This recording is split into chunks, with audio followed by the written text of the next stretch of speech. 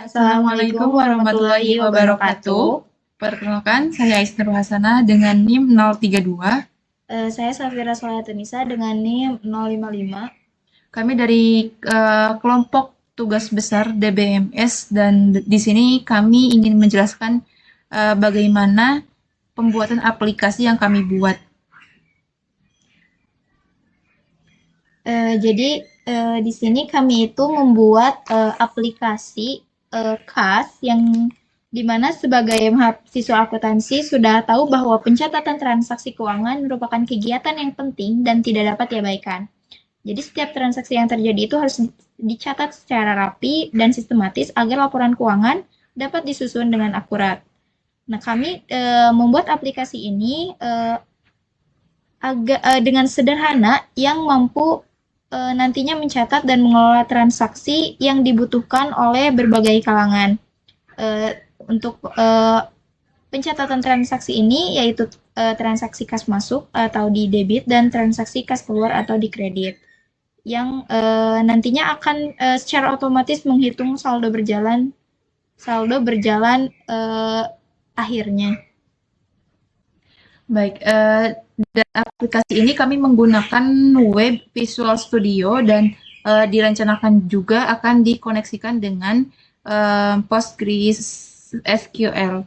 Dan dengan hal itulah kami ingin menunjukkan bahwa adanya manfaat dari aplikasi tersebut, yaitu untuk mempermudah pencatatan transaksi keuangan secara digital, mengurangi risiko kehilangan data, dan kesalahan perhitungan, serta aplikasi ini juga dapat dikembangkan lebih lanjut untuk kebutuhan laporan keuangan. Tapi dengan segala yang telah kami lakukan dalam proses pembuatan aplikasi ini, terdapat beberapa kendala, di antaranya yang kami lakukan, yang kami rasakan di sini adalah tidak terkoneksinya antara Visual Studio dengan PostgreSQL. Di sana itu tidak terdaftar adanya aplikasi PKadmin yang dapat dikoneksikan, tetapi kami rasa itu tidak terlalu signifikan untuk bisa mengaplikasikan aplikasi yang kami buat. Hanya saja ketika inputan itu dimasukkan ke aplikasi tersebut dan aplikasi tersebut di close atau ditutup, itu akan menghilangkan data-data sebelumnya. Itu adalah minus dari aplikasi yang kami buat. Baik, untuk selanjutnya mungkin akan dijelaskan bagaimana proses pembuatannya mulai baik, dan di sini terlihat di layar kami sudah membuat kode untuk nantinya pembuatan aplikasi tersebut, dan kami akan menjelaskan bagian-bagian tertentunya. Yang pertama itu bagian dari public class akun. Ini adalah definisi sebuah kelas bernama akun, dan ini akan mewakili sebuah akun dalam sistem kas kita yang terdefinisi nanti di aplikasinya. Dan untuk selanjutnya adalah public int nomor akun. Ini sebuah properti bernama nomor akun. Int berarti tipe datanya yang itu bilangan bulat atau integer, dan publik di sini berarti bisa diakses dari mana saja.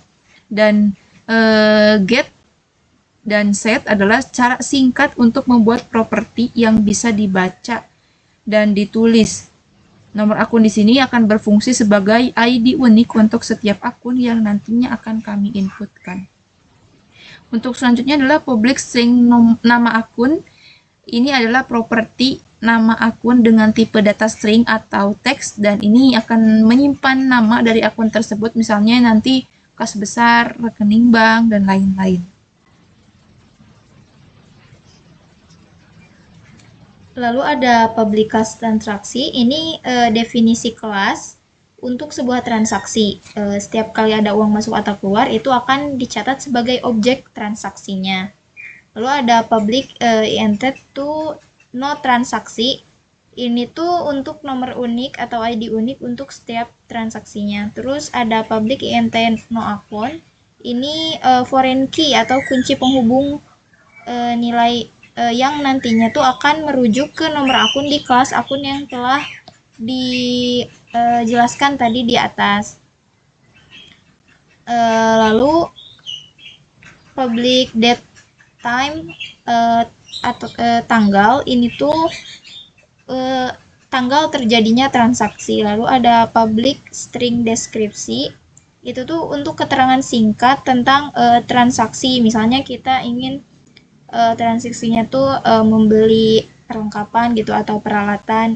Itu kita bisa masukkan nanti di deskripsi. Lalu ada public decimal debit, itu tuh jumlah uang yang masuk ke akun. Nah, tipenya tuh desimal digunakan untuk nilai moneter karena lebih akurat daripada double untuk perhitungan uang. Lalu untuk public decimal credit ini sama seperti decimal debit, namun ini untuk jumlah uang yang keluar karena dikredit. Nah, untuk bagian selanjutnya yaitu logika aplikasi. Yang di sini adalah kelas apps. Nah, kelas Cash Apps adalah jantung dari aplikasi ini, dan ini mengelola daftar akun dan transaksi serta juga menyediakan metode bagaimana untuk berinteraksi dengan data-data tersebut. Mulai dari private list, akun list, sama dengan new list akun. Ini adalah sebuah daftar list yang akan menampung semua objek akun yang telah dibuat. Private ini berarti daftar hanya bisa diakses dari dalam kelas Cash Apps saja. Selanjutnya juga ada private list transaksi. Transaksi list sama dengan new list transaksi, serupa juga sama sebelumnya, tapi ini adalah daftar untuk menampung semua objek transaksi. Selanjutnya private int nomor akun counter sama dengan 1. Ini berarti dan private int nomor akun transaksi counter sama dengan 1. Ini itu sebagai penghitung atau counter yang nantinya digunakan untuk secara otomatis memberikan nomor akun dan nomor transaksi yang unik setiap kali objek baru ditambahkan, mulai dari nomor 1.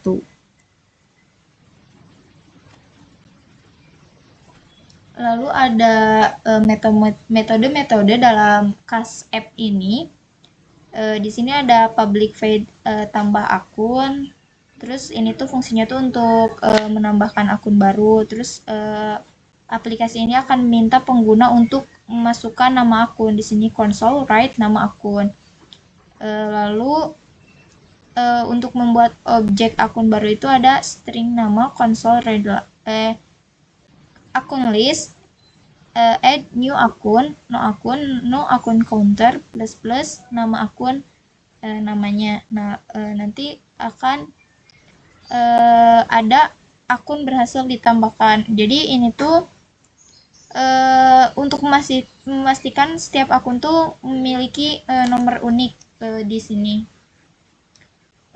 Lalu nomor akun ini tuh akan diisinya dari si penggunanya. Nah, objek akun baru ini kemudian akan ditambahkan ke akun list.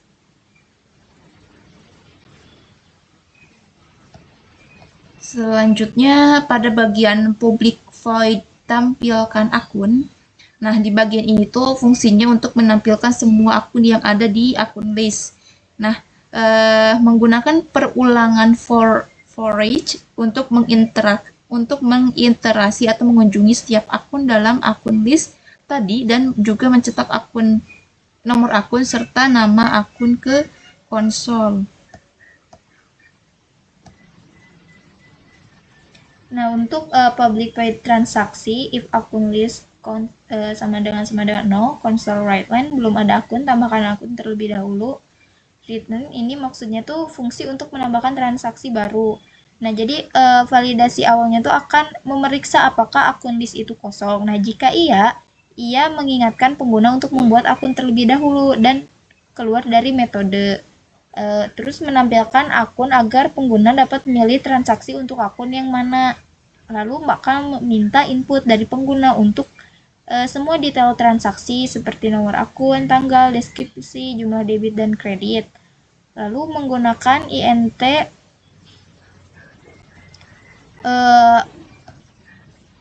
parse dan datetime dan decimal untuk mengonversi input string dan konsol menjadi tipe data yang sesuai. Nah, ini tuh rentan terhadap kesalahan jika pengguna memasukkan format yang salah.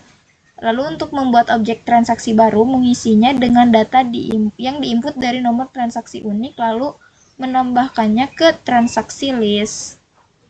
Dan untuk yang selanjutnya bagian publik void tampilkan transaksi. Nah, pada bagian ini itu fungsinya untuk menampilkan semua transaksi yang terkait dengan akun tertentu dan nantinya itu untuk menghitung saldonya. Dan selanjutnya juga bagian ini tuh untuk menampilkan daftar akun agar pengguna dapat memilih akun transaksinya yang ingin dilihat di kemudian hari. Mencari objek akun yang sesuai dengan nomor akun yang dipilih menggunakan first or default. Jika tidak ditemukan, akan ada pesan error. Jadi kalau misalkan kode ini salah, nanti akan ada notifikasi atau tampilan errornya. Ini juga menginisialisasikan saldo ke 0 dan menggunakan lin queue seperti where dan order by untuk memfilter hanya mengambil transaksi yang nomor akunnya saja dan cocok dengan akun yang dipilih. Selanjutnya juga untuk mengurutkan transaksi berdasarkan tanggalnya sehingga menghitung saldonya itu secara kronologis. Dan selanjutnya juga melakukan perulangan sehingga transaksi ini tuh sudah difilter dan diurutkan. Terakhir, mencetak saldo akhir untuk akun tersebut.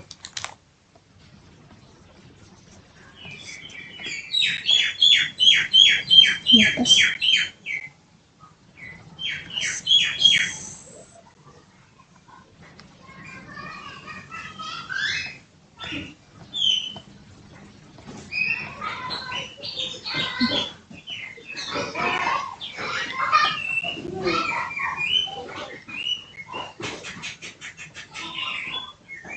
Lalu kita ke program utamanya yaitu class program.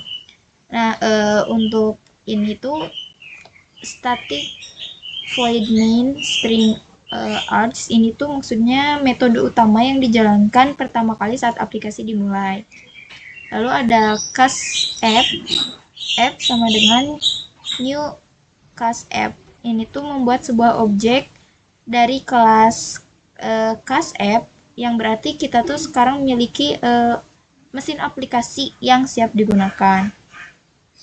Lalu ini ada ball running sama dengan true.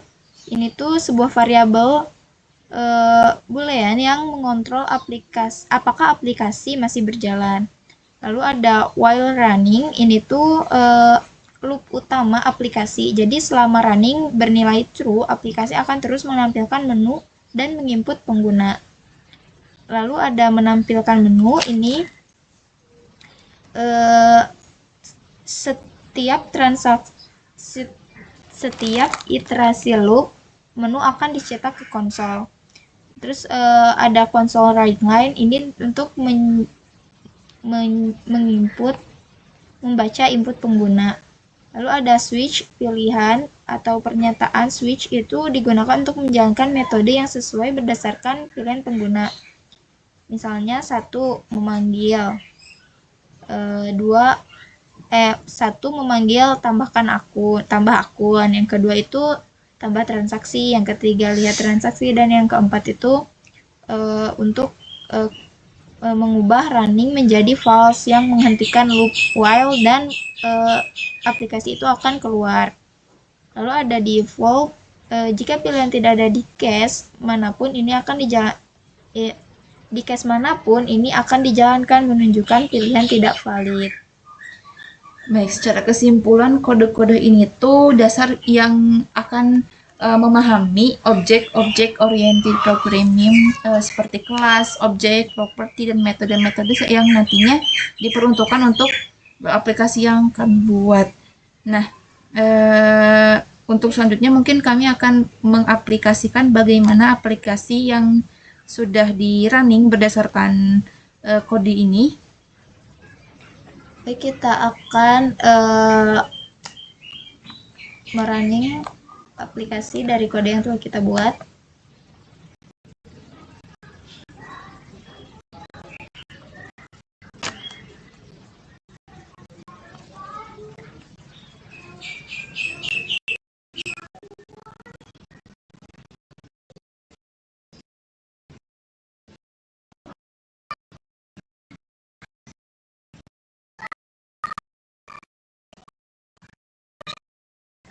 Nah, ini tampilan pertama aplikasi, yaitu kita buatkan aplikasi kas sederhana. Yang pertama ada menu pertama ada tambah akun, yang kedua tambah transaksi, yang ketiga lihat transaksi, dan yang keempat keluar. Pertama kita akan mencoba menambahkan akun terlebih dahulu. Kita pilih satu, lalu di enter. Kita buat nama akunnya misalnya kas. Kita enter lagi. Nah, akun berhasil ditambahkan. Nah, misalnya kita akan mencoba menambahkan transaksi kas itu. Yang pertama, untuk menambahkan transaksi itu ada di menu 2, kita ketik 2 lalu enter. Nah, ini sudah ada ya, kas itu berarti akun pertama. Nah, kita pilih karena akunnya baru ada satu, kita pilih satu untuk kas. Nah, tanggalnya ini tahun dulu, bulan dan hari. Misalnya 2025 bulan 6 tanggal 18. Kita enter. Nah, deskripsinya misalnya untuk kas, kita itu mendapat pendapatan dari kita menjual. Misalnya pendapatan jualan. Kita enter. Nah, berapa pendapatan yang kita dapatkan? Karena pendapatan berarti kas itu masuk, kita tulis di debit itu misalnya sebesar 50.000 dan kita enter. Nah, karena kreditnya kita tidak mengeluarkan uang, kita 0 saja karena perintahnya 0 jika tidak ada. Lalu kita enter. Nah, ini berarti transaksi yang sudah kita input itu sudah masuk ya. Ini sudah ke laman pertama lagi. Lalu kita coba menambahkan akun lagi. Kita tambahkan akun di menu 1. Lalu nama akunnya misalnya beban. Kita enter. Nah, ini akun beban itu sudah berhasil kita tambahkan. Terus kita tambahkan transaksi untuk beban misalnya. Nah, otomatis karena kita menambahkan akun baru, jadi akun beban itu ada di akun kedua karena akun kas tadi sudah kita buat. Nah, nomor akun karena kita mau menambahkan beban kita pilih 2. Tanggalnya sama ya 2025 06 18. Lalu kita enter lagi, deskripsinya misalnya kita membayar listrik untuk bulan ini. Kita enter lagi. Nah, karena kita mengeluarkan uang, berarti jumlah debitnya itu kita 0. Nah, namun di kredit, berapa yang kita bayar? Nah, misalnya bayar listriknya itu 20.000. Kita enter, dan transaksi beban ini sudah kita tambahkan. Misalnya kita tambahkan lagi nih transaksi untuk si kas. Kita tambahkan langsung ke 2, lalu pilih 1 untuk kas. Misalnya tanggal, kita samain aja lagi.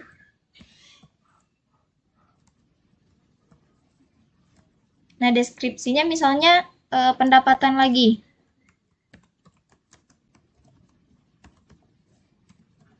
Kita enter lagi. Nah, karena mendapatkan pendapatan berarti debit lagi ya 20.000 misalnya. Kreditnya kita 0.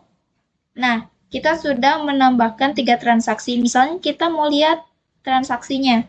Berarti ada di menu 3, kita pilih.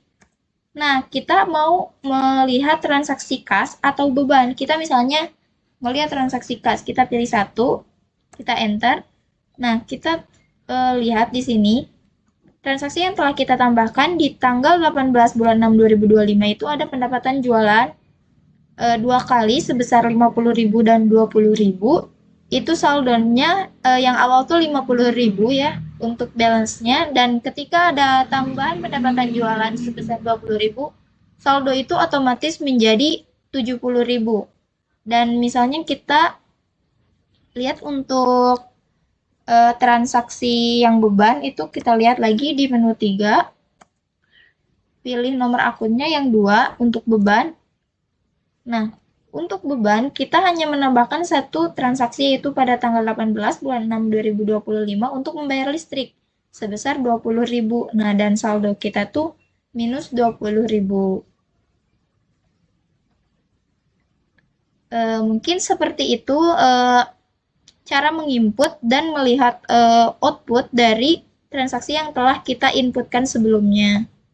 Baik, itulah yang dapat kami sampaikan dan kami jelaskan terkait aplikasi yang kami telah buat. Semoga ini menjadi pemicu untuk nantinya tugas kami telah selesai. Terima kasih atas perhatiannya. Wassalamualaikum warahmatullahi wabarakatuh.